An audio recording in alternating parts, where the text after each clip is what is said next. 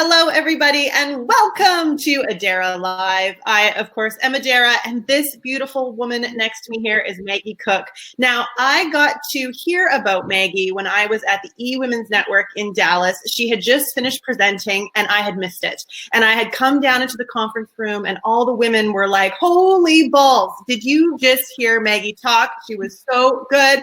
La la la la la la la la. And I said, oh my God, I don't know who this Maggie is. Tell me more. And so her lineup was down the hall for buying her book. And I was like, I have to know this Maggie woman. So here she is for us all today. Hello, Maggie. Hi, thank you for having me. Oh, it's a pleasure. Now, basically, I have put in the description your story. And your story alone is like a lifetime that no one will ever experience. So we were actually talking before we went live how that experience has possibly contributed to your success. I believe it. Can you speak a little bit about, I don't know, how you grew up and how you had some serious great lessons there in regards to building your business? Well, certainly it's been such an amazing journey for me. I think that one of the biggest things that I've learned is that, not to take anything for granted and take everything that comes to you, every opportunity, try to make the best out of it. Because some of us only have opportunities. And if you don't see those and seize them, then it's almost like they just pass by, and you can remain hopeful that something better can come the way, but you just never know because life can throw a lot of different curveballs. So it can be very difficult to try to, and very fearful to know if you're going to make it. Mm-hmm. Yeah. And, oh, goodness. I was just thinking about the 68 other orphans that you lived with and how, some of them probably really do struggle still. Would you say, or do you all have this fierce desire? Yeah. Well, I actually got asked by a head coach at the University of Charleston, which I was player the year after I finished. She came in and she asked me, how come you're not in jail, dead, or on drugs or something? Because your story is just, remarkably.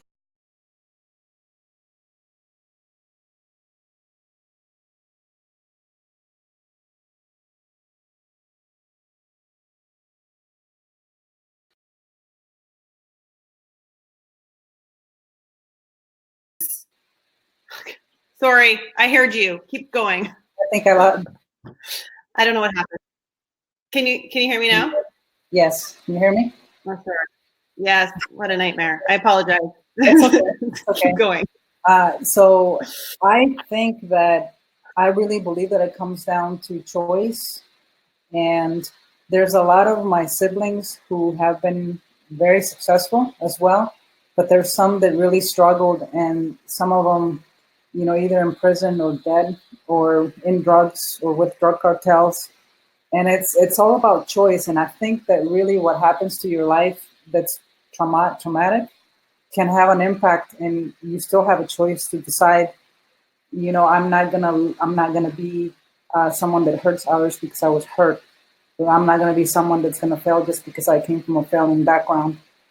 And I think that's really the key that really makes the mastery of the rest of your life. I also want to comment too on how, when some of the chips are just so not in your favor at all, you're saying, you're LGBTQ, not all of them, you're just a couple of them. You are Latina, you are a business owner, you obviously, were orphaned as a child and had all of these chips that were up against you to try and overcome, where not the majority, but some of us that really want to be successful in life really have nothing to stop us, but our own minds. Mm-hmm. Yes. So it is a mind game and a choice, it sounds to me, at all times, would you say? Well, when I grew up, that's all I had was my mind. I mean, I being a kid stuck in a place, and there were some good times, but there were some really bad times. It's not like you can get up and leave and go somewhere because you're a kid and you're just stuck there. And there's some circumstances that happen, and I think what I did was I had this mind of a dreamer, of a superhero, of where am I going to go next? Who am I going to conquer next? How can I hide? Where can I go? I remember I built a cave in the side of a canyon that it was barely walkable. And it was sort of to kind of hide and be just with myself. But I remember at a very young age, I would write things that I wanted to be. Like, I visualized myself as a super successful woman with a suit behind the desk with long hair. But even though I didn't know what was out there, all we had was a barbed wire fence. I could have jumped it, but that was not an option for me.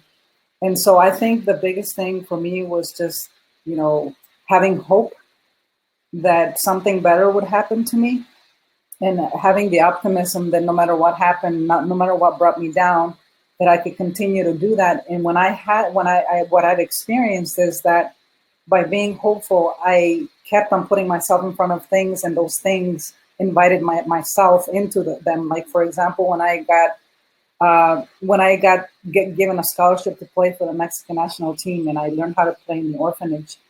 And my caregiver, I broke my collarbone, and my caregiver told me that my dreams were over, and he was a doctor. And so if I would have really believed them and not been hopeful, when it was time for me to be in the team, I couldn't go because I broke my collarbone. So they took a bus with all the 68 siblings to the U.S., and we stopped at a picnic because they invited us to come, and there was a basketball court, and I started to play. And there happened to be the coach of the University of Charleston, and she saw me play, and that's how I got invited to play on a scholarship. But if I would have listened to my own, mind of negativity or somebody else, then I wouldn't have gotten up that day and played. So for me, I think hope is a big answer, but also action, and not staying behind the scenes or feeling sorry for yourself or feeling afraid, which I was, because I thought that I was going to be stuck there. And then you'd be surprised the opportunities that come your way. And it's just a matter of opening your mind and seeing with different eyes. Keep seeing yourself where you want to be, no matter how many people, places, or circumstances bring you down. They can really, really make a determination for the rest of your life, for the success of the rest of your life. Wow, that is so powerful. I just wanted to ask now, if we skip over to obviously you winning the contest and starting your own salsa and dip company, how did you know how to be a business owner? That's a really good question. I didn't have any business background. When I went to college, I studied interior design, which they didn't teach us any business principles. And I knew I had something. And it was hard to get help because the type of product that I had was very niche. It was a Fresh Salsa product, which was not a thing back then. And I even called Fresh Salsa companies, or not other salsa companies, to help me, and I would get the hang up the phone. And so really, I think that no matter what comes your way, if you really want to do something, even if you don't know anything about how to run it, if you have the passion, determination, the sticking to it, to just do it and figure out a way. My way that back then was Google. So Google was my main research source. And I researched how to run a business, how to order things, how to deal with people, that's how I found out how to buy wholesale. And because I couldn't have sold the products buying directly from supermarkets, I had to figure out, and all these things were just little golden nibbits, because the more I kept finding out better ways of doing things, it just made me feel more wanting to know more in order to make it a better success, or save money, or invest more in the things that I actually need for the company to grow. And that's really how it grew. But I had no business background at all whatsoever. And then when the offer came to sell, frick, that must have felt like a dream come true that you couldn't have even dreamt.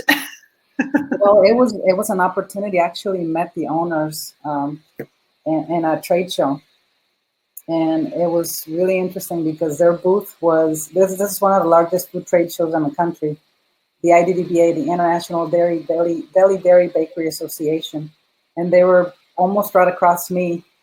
And the guy comes over and he's like, "What is this?" And you start talking. They're the nicest people, Jack and Annette Aronson, and we just hit it off. And I remember he told me that I reminded him of his wife, and then I met her, and we kind of had the same haircut and everything. And we just started a business relationship, and within several years, I moved my operations up to, took a couple of trucker trailers and moved them up to Detroit and made a transition. And a lot of people ask me, "Are you afraid that you're letting go of your baby because you worked so hard and you started from the ground?" And I told them, I said, sometimes it's good to let go, because when you do that, when you have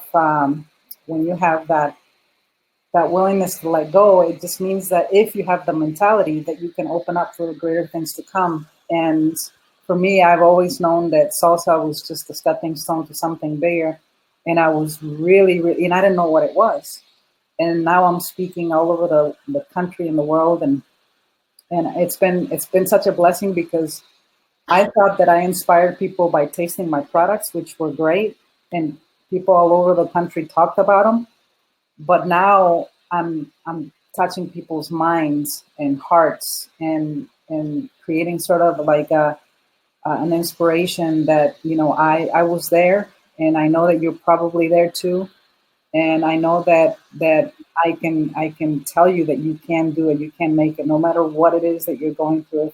If you're going through a divorce, a business breakup, anything, or just struggles getting your business above water, it is all possible. And I talk often that people talk about they don't have the resources or the people or the money or the right partner, but I really believe that all the resources that we have are innate, that are within us. Mm-hmm. And if you're creative enough, you'll figure out a way. If you have the passion, because you need passion in order to make something happen. And I really did all this through using meditations and using my mind, and seeing myself, believing, breathing, tasting the places, the people, the circumstances where I wanted to be. And it's interesting, it's sort of connected to hope, because it brought me forward to the front line of the things that I wanted, and then I noticed them when they came up. And then I was able to reach out and either ask for help, because a lot of women were afraid to ask for help, and implement some things that really can change my life, and I think can change the lives of people if they but adopt that mentality of staying in the front, and seeing yourself where you want to be as you are there, like right now. Mm-hmm. Right now, I'm not worried about debt. I'm not worried about business is failing. Right now I feel that I know that I am super successful, that I am where I need to be, and that I'm going to attract the things that just are going to bring me more success. But it's not just wishful thinking. Like I said, before, and I write about it in my book, it's not just visioning or vision boards and things like that. What are you doing with action? Because you can sit there and wish and meditate, and yes, things can happen, because they've happened for me. I talk about in my book how I manifested Walmart. But if you act, if you take the initiative to act, to move towards the things that you want, it's even more powerful. And one of the things that I talk about is inspired action. Inspired action. Why? Because you're being inspired to do something that you don't have yet. Like that car that I drove that I didn't have the money for. And I went to the dealership and I asked to drive it, and it was a really expensive car. My business partner back then told me, "They didn't ask you for your financials?" I said, "No," because I went up there and I was confident I wanted to drive that convertible, and they let me do it. Within several months, it was parked outside of the manufacturing plant. And not because I'm into things, but just because I never had anything like that, and I just wanted to experience that. And it's really interesting that what happened to me is that when I drove that car and I finished driving that car for half a day, I felt like I no longer needed it. So when you feel like you no longer need that you so badly want, you're not going to be worried about, "Oh, I want it, I still don't have it." It's like it's done. Right. And I didn't even think about it again until the opportunity came. and I was able to purchase that car with no problems at all. And then everything just changed from there. To start manifesting more and more and more, and I feel like I discovered a little superpower that everybody has there. Well, would you say, I'm just going to paraphrase sort of from my own experience, that same concept, which is like when we really, really want something like so badly, it's almost like you're putting out an energy that's too needy for it, right? And so it can't come to you because you're like pushing it away actually with your intense need. And then once you relax into it and you, for instance, it was for me in finding a man I could love. So I was constantly like, where is this man, you know? And then finally, when I took my own love and gave it towards myself and recognized that I was all the love that I needed, and I was envisioning this person coming into my life and being equal to me, it was like instantly he was there because I wasn't needing him. Yep. Have you heard the phrase of what you resist, persists? So it's sort of like you are stressing about it, you are creating resistance towards it and not allowing it to fully manifest. And that's why you feel a little bit bad inside in your gut when you're feeling that you want something that you don't have. But if you're content that you've experienced it within your being and you're done and it is done, it takes a lot for different types of people because some people can't do that easily. Because it's not easy to accept that I'm fine now. I'm totally happy. I'm happy with who I am, with myself, with everything that I have, where I am right now. And it's hard to accept that because then all these worrisome things come, and it could be very divisive. Within your mind, it's like a tug and pull. Totally. I have to constantly do that in my own meditation daily, where I'm like so freaking grateful for everything that we've created, my husband and I together. We've got some amazing, cool shit that we've accumulated together, and we've created this awesome life. And I still want more, which is like, you know, sometimes you're like, when is it ever going to be enough for you? Like, when can you just hang out in your awesomeness and just stop wanting things? But I still want other things, and more experiences is basically what it comes down to, right? And to impact people on a greater scale and these things. And so, I don't know, it's interesting when you're like envisioning your future and the things that you want to create, yet already feeling like you have it at the same time, because it's sort of what you need to do is put it in to this moment, right? Especially for you in your cave. Oh my gosh, like you weren't a successful businesswoman while you were sitting there scared shitless, right? Like you had to somehow merge that vision into that moment that you already felt it. Well, I was very resourceful. I don't know of any other kid that built a cave. And I was hungry, and whenever I had a chance to grab some food or steal some food from the own place, because they would lock it on with candados, with locks, I would take it to my cave, and then the animals, when I wasn't there, would eat them. So I remember I would cut holes in the walls of the cave, and I would take a little thing of water and I would make mud and patch it up and mark an X. So when I was hungry, I would just take it out and eat it, because the snakes, I don't know what it was, if it was bats or snakes, and it was not a very big cave. And so they would eat my food. I mean, and I know it wasn't the kids because nobody knew of that place, but you had to do what you had to do. And it was very scary at times. Not just the cave was a haven for me, but it was more of the other experiences that happened while I was there.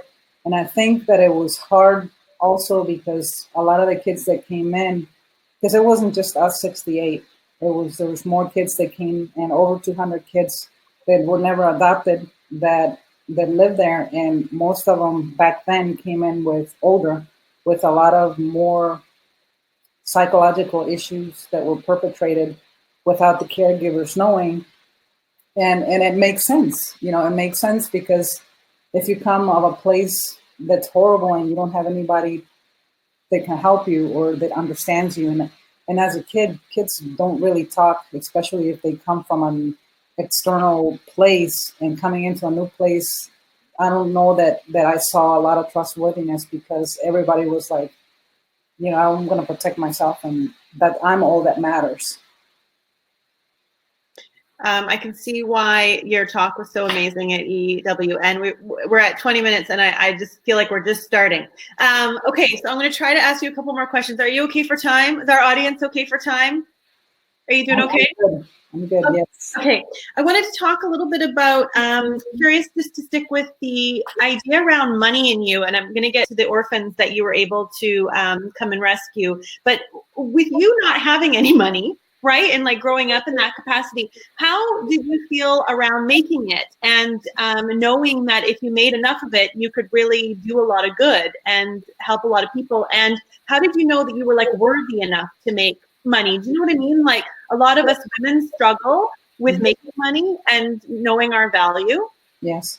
Actually, I'm going to go back to that car that I finally got, the convertible, the really nice luxury vehicle that I got.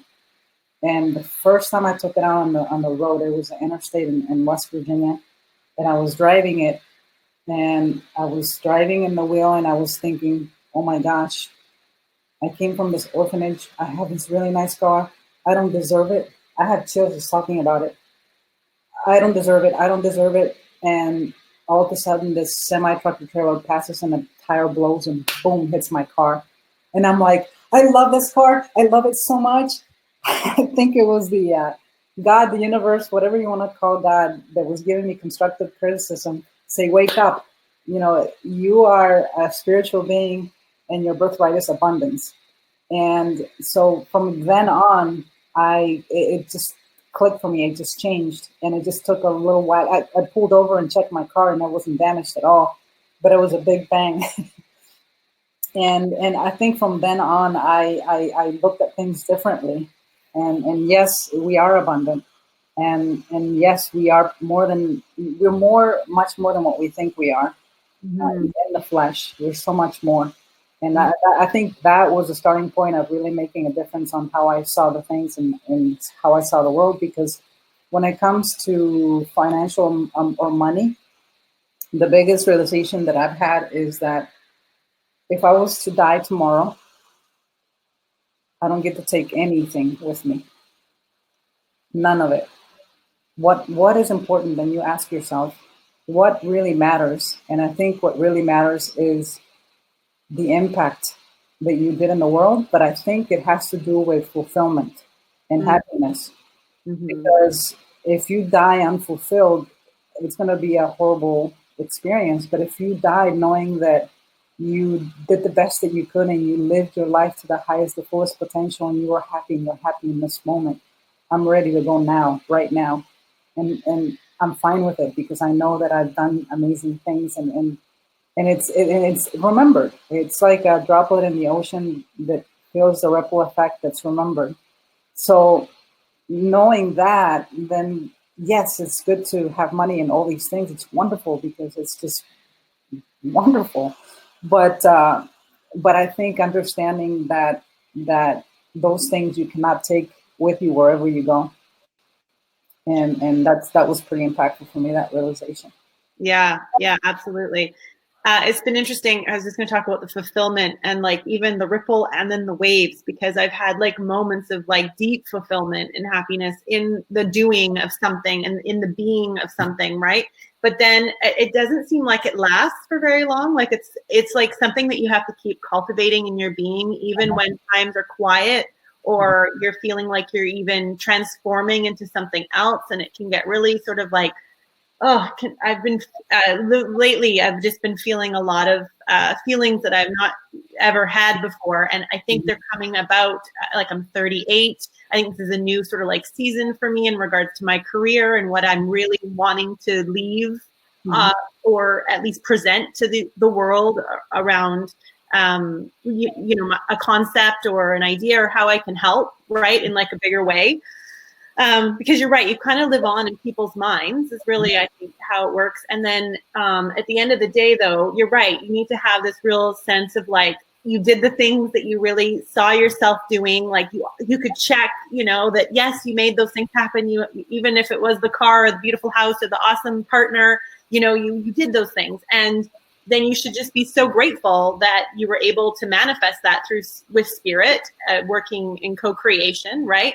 You're not stopping yourself in fear of not feeling worthy or valued enough to be able to do that for yourself. Yes, you have to be able to grow because we are evolutionary beings. And when you don't grow, you sort of die. And that's why we have the need for change. I have a need for change. I have to do things differently every single day, including foods, healthy foods, because they get boring for me. I mean, I have to change things around. That's who I am. And for somebody else, it might be different. But I've come across people that are so afraid to change, that are just stuck in their old ways. And it could be, it's sort of like a comfort place for them, but it can be very detrimental when everything else around them is evolving and they're staying behind. It can become very hurtful for them.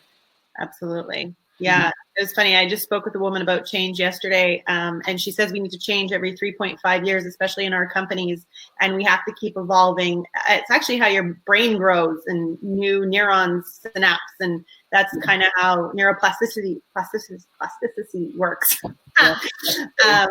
Yeah, but no, I hear you. It's like, and especially now, like with the time that we're in at the moment, it's so rapid. Like, I don't know if you're finding it, but I feel like time goes by even quicker than it did when I say like 10 years ago.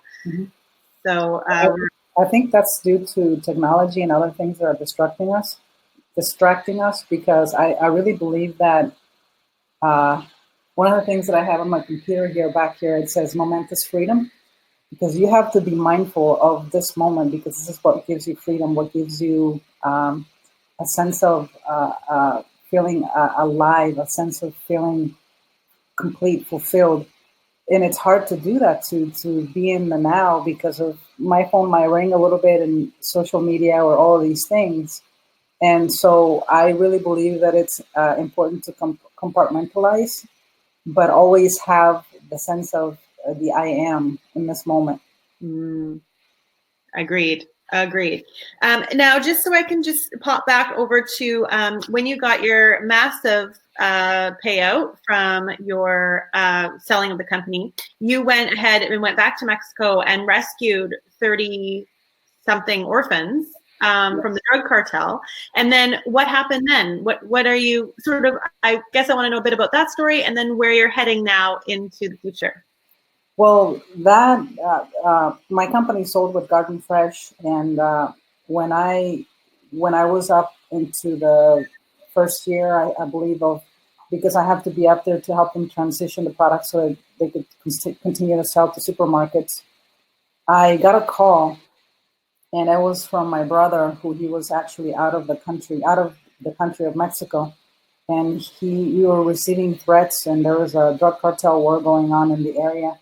And he told me that 50 people were coming, specifically 50 people were coming and taking all these kids. And at the time, we had rescued several 2- and 4-year-old boys and girls who were severely raped and taken, by drug cartel people. And so I took a flight from Detroit to Mexico, and it was 5 hours. I've never flown that fast ever in my life to Mexico. And I got there. And the first thing that I did was put all the kids into a 10 by 20 room. It used to be a dormitory.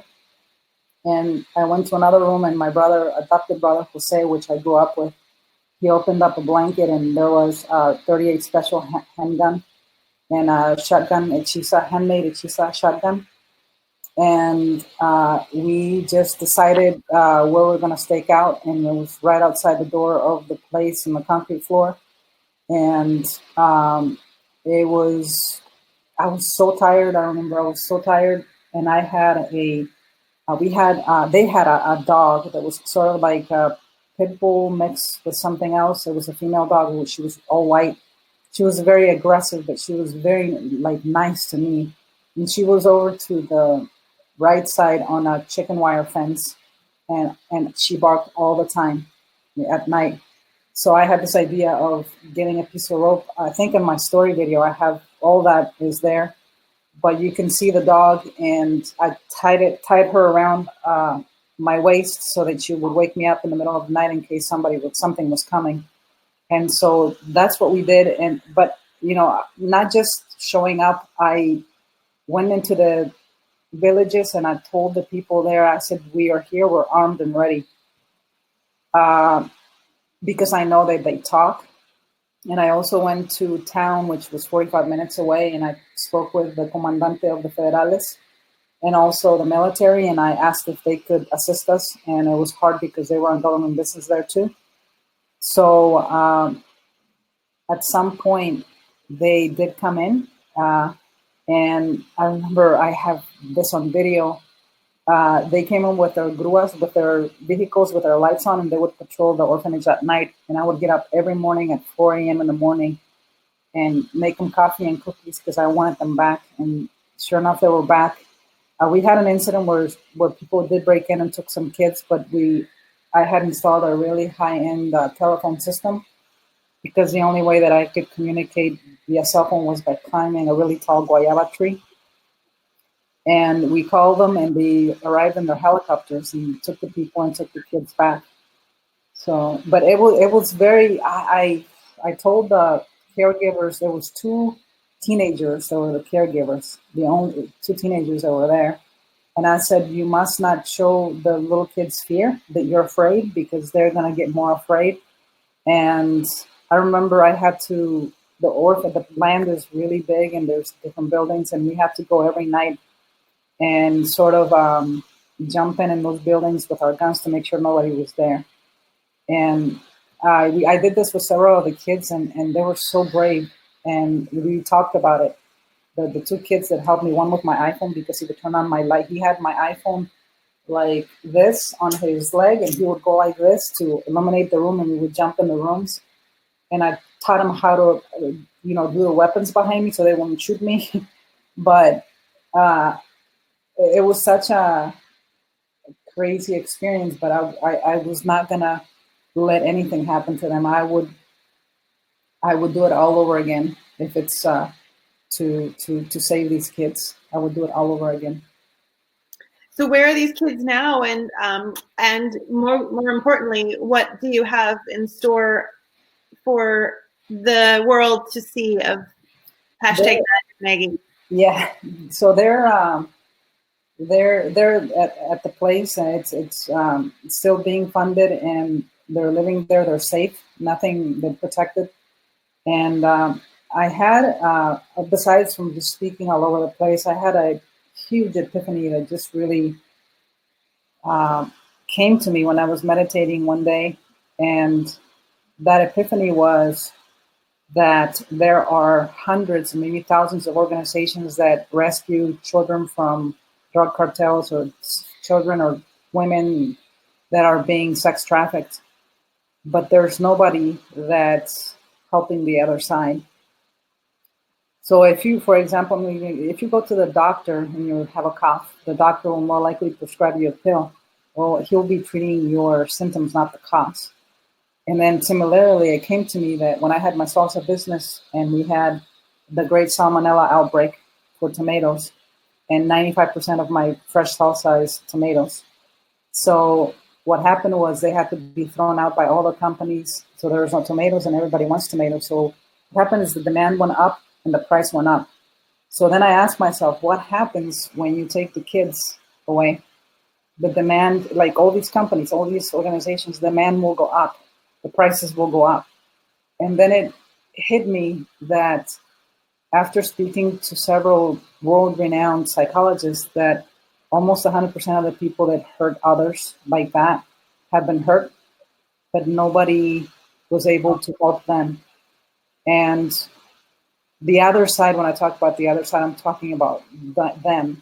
And it was a choice that was made, and a choice that could have been avoided if they had help, or if somebody knew their story. And at first I wanted to kill them. I was ready to kill them.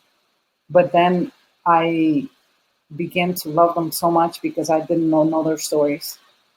And if I knew their stories, I would even love them more, And it's such a rough issue because these people are looked upon as the worst.